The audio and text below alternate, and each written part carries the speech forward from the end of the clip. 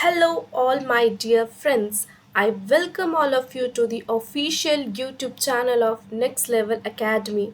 I am your science educator.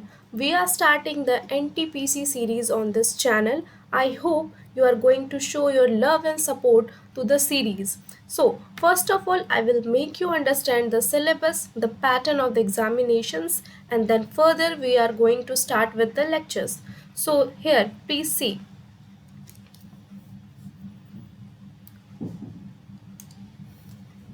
NTPC. Total number of questions. Total number of questions 100. ये किसका है? CBT आपका CBT 1 का है और CBT 2 का क्या है बच्चे? 120 क्वेश्चंस. सो इसमें सबसे पहले मैथ्स का पार्ट आता है. मैथ्स में कितने क्वेश्चंस हैं इसमें? CBT 1 में 30. रीजनिंग के आपके हो जाएंगे 30. इसको आप जनरल इंटेलिजेंस भी कह सकते हो, GI मैं लिख दे रही हूँ. और उसके बाद है आपका GK या आप कह लो जनरल अवेयरनेस.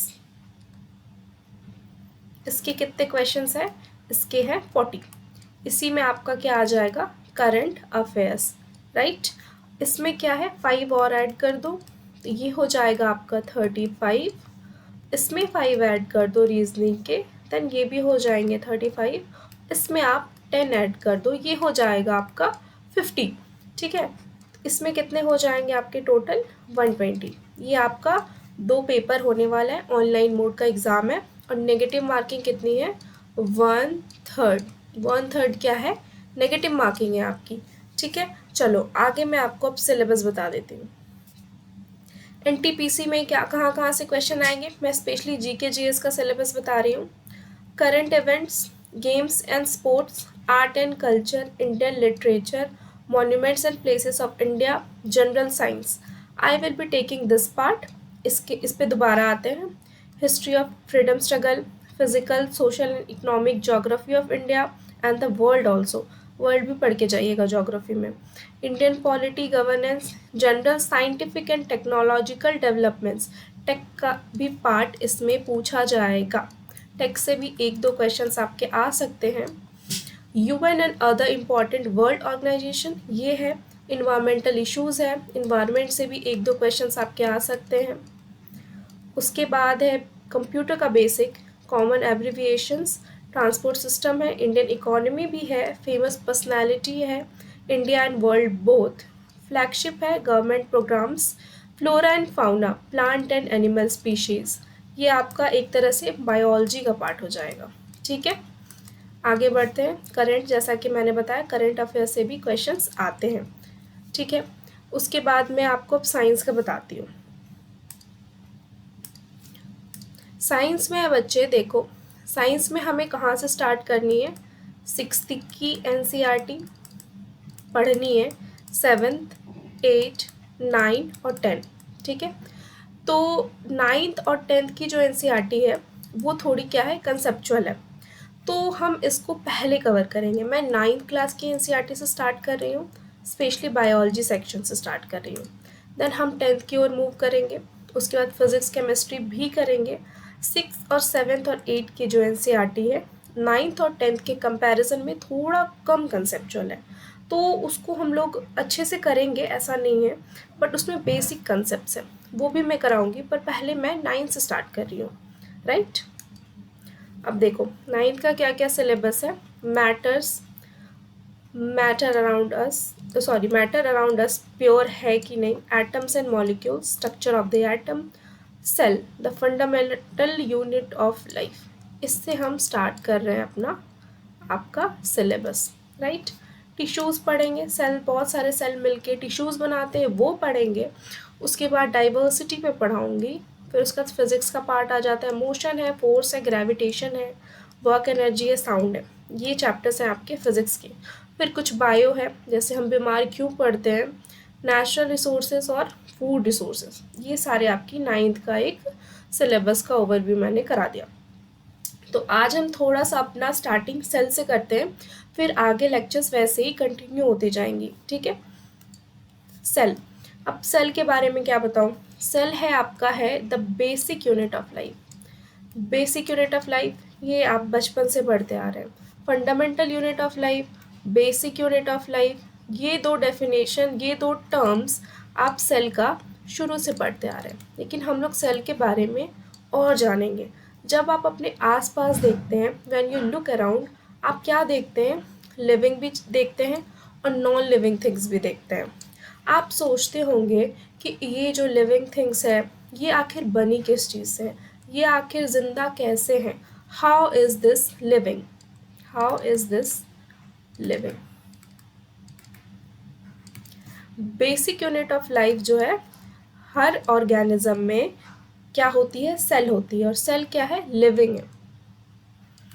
तो सेल क्या है, हर ऑर्गेनिज्म का एक बेसिक यूनिट ऑफ लाइफ है। जैसे हम कोई बिल्डिंग्स बना रहे हैं तो हम ऐसे ब्रिक्स को इकट्ठा करते हैं, बेस बनाया, फिर उसके ऊपर इस तरह से ब्रिक्स लगा रहे हैं, ये क्या हुआ, एक बेस तैयार हुआ। तो बिल्डिंग्स का जो बेसिक यूनिट है आपका वो क्या हो जाएगा आपका, कि ब्रिक्स हो जाएंगे। उसी तरह हमारी जो पूरी बॉडी है, पूरी ह्यूमन बॉडी है, वो क्या है, इसी तरह के छोटे छोटे छोटे छोटे सेल से बनी हुई है। हर सेल मिलके आपके टिश्यू बना रहे हैं, टिश्यू ऑर्गन बना रहे हैं, ऑर्गन सिस्टम बना रहे हैं, देन वो पूरी सिस्टम आपकी एक बॉडी को क्रिएट की हुई है। इसीलिए हम सेल को क्या कहते हैं, हमारा बेसिक यूनिट ऑफ लाइफ कहते हैं, राइट। अब देखो, जो कुछ ऑर्गेनिज्म ऐसे होते हैं जो सिर्फ एक सेल के बने होते हैं। अमीबा कह सकते हो एग्जाम्पल में, ओनली वन सेल, तो उनको हम क्या कहते हैं, यूनिसेलुलर। जहाँ एक से ज़्यादा सेल है, दो आ गए तो मल्टी, तीन आ गए मल्टी सेलुलर, ठीक है। आगे बढ़ते हैं। अब बताती हूँ व्हाट इज सेल, यानी सेल का क्या क्या कैरेक्टरिस्टिक्स है, क्या क्या इसके फीचर्स हैं। तो सेल का पहला फीचर्स है कि वो क्या है, इंडिपेंडेंट उसकी एग्जिस्टेंस है। मतलब उसको अपने फंक्शंस परफॉर्म करने के लिए सेल को क्या, किसी की ज़रूरत नहीं है। सेल अपने अंदर हर तरह की सेलुलर एक्टिविटीज़ जो होती है वो कर सकता है। अपना न्यूट्रिशन ले सकता है, अपनी रेस्पिरेशन होती है सेल के अंदर, जिससे हमें एनर्जी प्रोवाइड होती है। ये सारा काम सेल अपना खुद ही क्या करता है। इसीलिए सेल को हम क्या कहते हैं, वो क्या है, इंडिपेंडेंट है, उसको किसी की ज़रूरत नहीं है। दूसरा क्या है, जितने भी लाइफ के एसेंशियल फंक्शंस हैं वो कौन करता है, सेल करता है। और कोई भी चीज़ जो एक सेल के स्ट्रक्चर से, आगे सेल का स्ट्रक्चर बताऊंगी, उससे कम है और उसकी लिविंग इंडिपेंडेंट नहीं है, तो उसको हम क्या कह सकते हैं, उसको सेल आप नहीं कह सकते। सो सेल से जिसका भी स्ट्रक्चर सेल से क्या कहते हैं, कम है, सेल के स्ट्रक्चर जो है उससे थोड़ा कम है, जैसे मतलब पूरा पूरी सेल नहीं है, तो उसकी अपनी इंडिपेंडेंट लिविंग नहीं होगी, वो अपना काम अब खुद से कर नहीं सकता। तो इसीलिए यहाँ पे कह रहे हैं हम कि कोई भी स्ट्रक्चर जिसका सेल से कम होगा, complete structure less than a complete structure of a cell, वो उस इंश्योर नहीं करता कि वो इंडिपेंडेंट होगा। और इंडिपेंडेंट क्या है, आपका सेल का एक फीचर है। इसीलिए सेल को कहा गया है कि सेल ही fundamental structural and functional unit of है, किसका, लिविंग ऑर्गेनिज्म का, ठीक है। अब इसमें दो डिस्कवरीज आ गई। कौन कौन सी है डिस्कवरी, सबसे पहला डिस्कवरी पढ़ते हैं लाइव सेल का और फिर न्यूक्लियस का। तो लाइव सेल जो है बच्चे, लाइव सेल को सबसे पहले किसने देखा, एंटोनी वॉन लेवेनहुक। इन्होंने क्या कहा, देखा, इन्होंने कुछ लाइव सेल को देखा, डेड सेल की बात नहीं करी, लाइव सेल देखा, राइट। और रॉबर्ट ब्राउन है, सेल के अंदर हमारा क्या होता है, सेल के अंदर एक न्यूक्लियस होता है जिसके अंदर जेनेटिक मटेरियल्स होते हैं, राइट। तो रॉबर्ट ब्राउन ने क्या देखा, रॉबर्ट ब्राउन ने आपका देखा न्यूक्लियस। सो न्यूक्लियस की डिस्कवरी का क्रेडिट किसको दो गया, रॉबर्ट ब्राउन, राइट। और आगे बढ़ते हैं, और हमारी लाइफ सेल का क्रेडिट जाता है एंटोनी वॉन लेवेनहुक।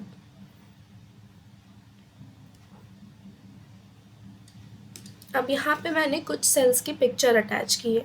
जैसे ये है आपका स्मूथ मसल सेल, आगे बताऊंगी स्मूथ मसल्स क्या होते हैं।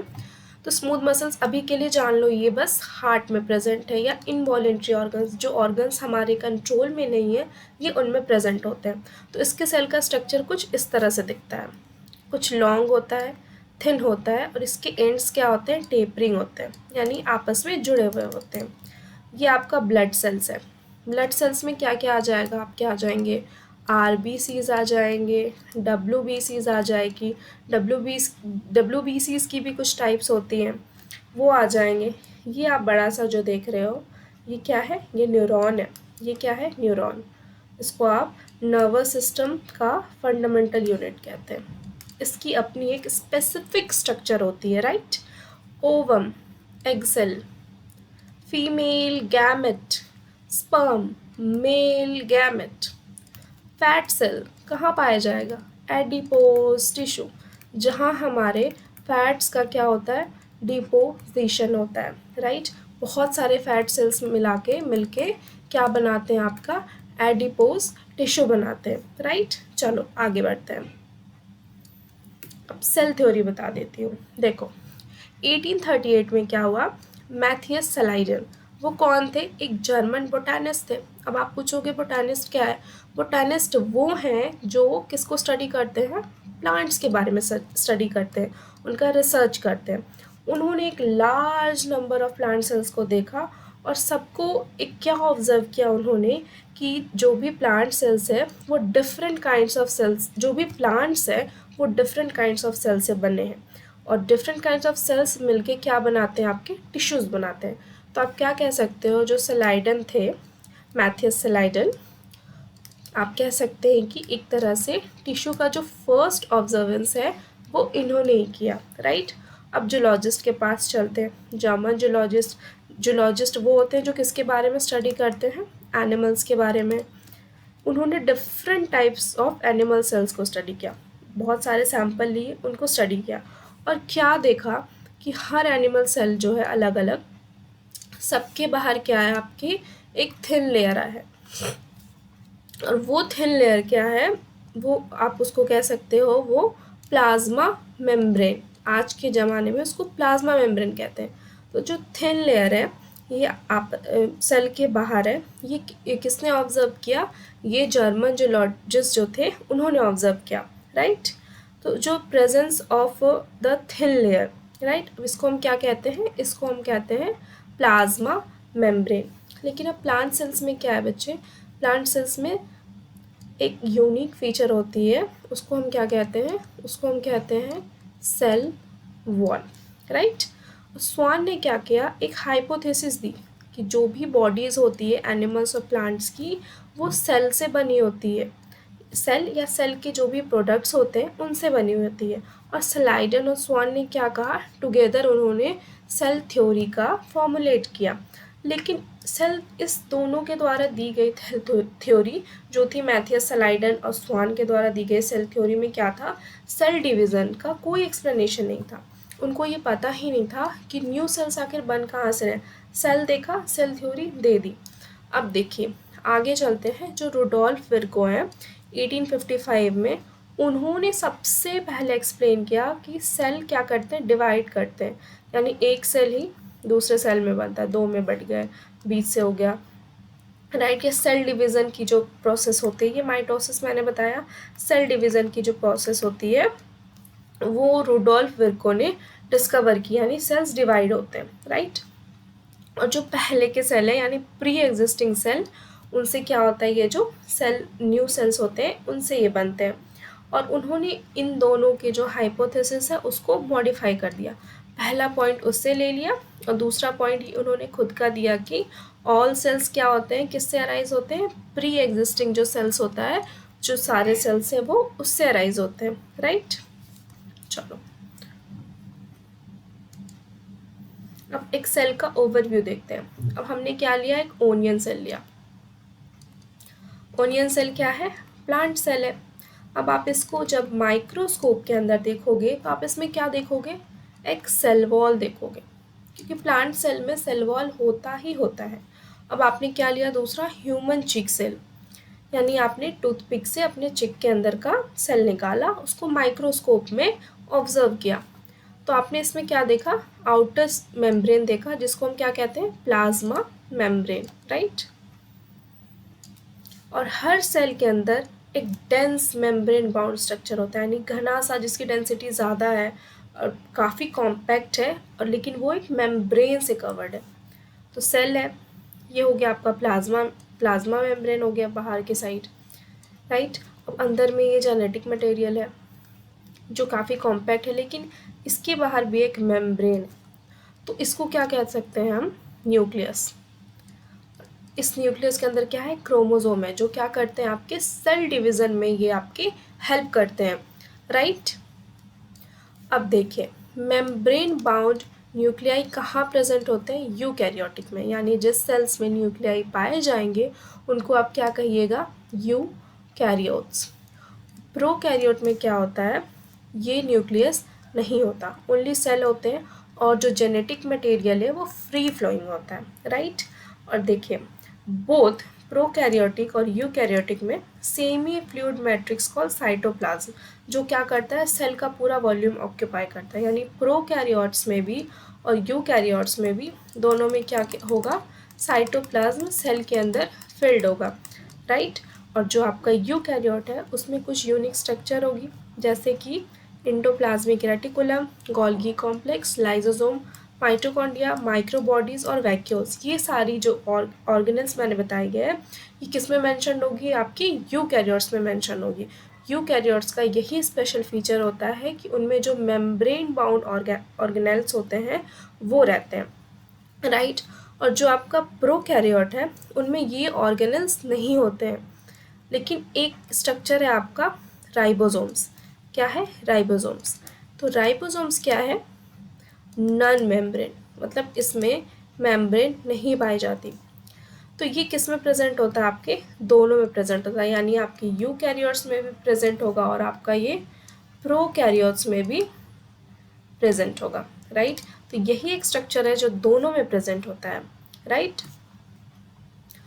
अब देखिए, within the cell ribosomes are found not only in the cytoplasm but also within the two organelles। अब देखते हैं ये कहाँ कहाँ होता है, जैसे क्लोरोप्लास्ट है प्लांट सेल में, जिससे हमारा फोटोसिंथेसिस का प्रोसेस होता है। आप राइबोसोम्स को यहाँ पे ऑब्जर्व कर देते हैं, राइबोसोम्स जो होते हैं क्लोरोप्लास्ट में स्टिक किए हुए रहते हैं, राइट। और जो माइटोकॉन्ड्रिया है, क्लोरोप्लास्ट में हो गया और माइटोकॉन्ड्रिया में भी हो गई, राइट। जो रफ ईआर है, यानी इंडोप्लाज्मिक रेटिकुलम जो है हमारा, जो यूकैरियोट्स में पाए जाते हैं, उसमें भी राइबोसोम स्टिक हो जाते हैं, देन हम उनको रफ इंडोप्लाज्मिक रेटिकुलम के नाम से जानते हैं। और एनिमल सेल्स में एक another non membrane bound organelle होता है, that special organelle is known as centrosome. इसकी क्या यूज़ है, ये सेल डिवीज़न में यूज़फुल है। यानी आपसे क्वेश्चन अगर पूछा जाए कि सिर्फ एनिमल सेल में एक स्पेशल ऑर्गेनल होता है जिसमें कोई मेम्ब्रेन नहीं होती, तो उसका वो कहाँ प्रेजेंट होता है, उसका नाम क्या है, तो एनिमल सेल में है, उसका नाम है सेंट्रोसोम। जो क्या काम करता है, वो सेल डिवीज़न का काम करता है, राइट। आगे चलते हैं, प्रोकैरियोटिक सेल। प्रोकैरियोटिक सेल्स का एग्जांपल जैसे बता रही हूँ, बैक्टीरिया है, ब्लू ग्रीन अर्गी है, माइक्रोप्लाज्मा, पीपीएरियो, यानी मतलब प्लेरोनिमोनिया लाइक ऑर्गेनिज्म। ये सारे आपके एग्जांपल्स हैं किसके, प्रोकैरियोटिक सेल्स के। ये क्या होते हैं, छोटे छोटे होते हैं, जल्दी से ये मल्टीप्लाई करते हैं और ग्रोथ ज़्यादा कर लेते हैं, राइट।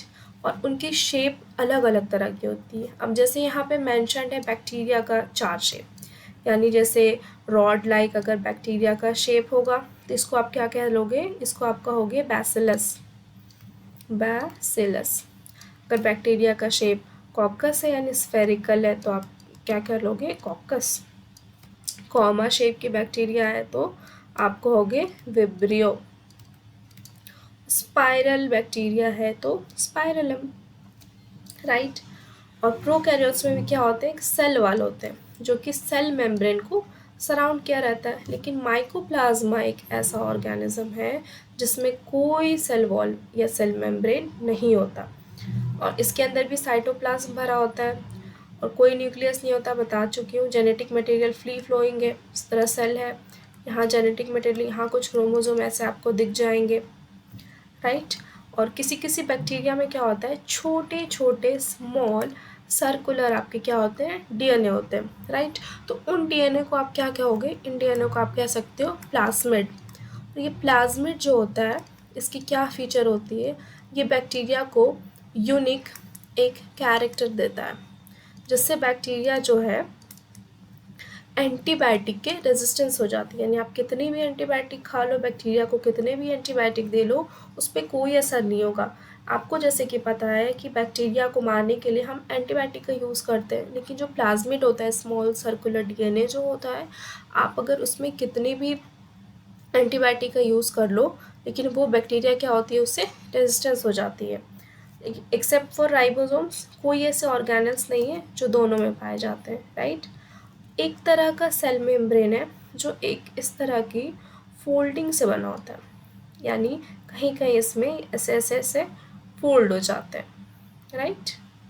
अब इन फोल्ड्स को क्या कहते हैं आप, मीजोजोम। तो आपसे पूछा जाए प्रोकैरियोटिक में जो सेल मेम्ब्रेन है उसकी फोल्डिंग जो होती है उसको हम क्या कहेंगे, मीजोजोम कहेंगे, राइट।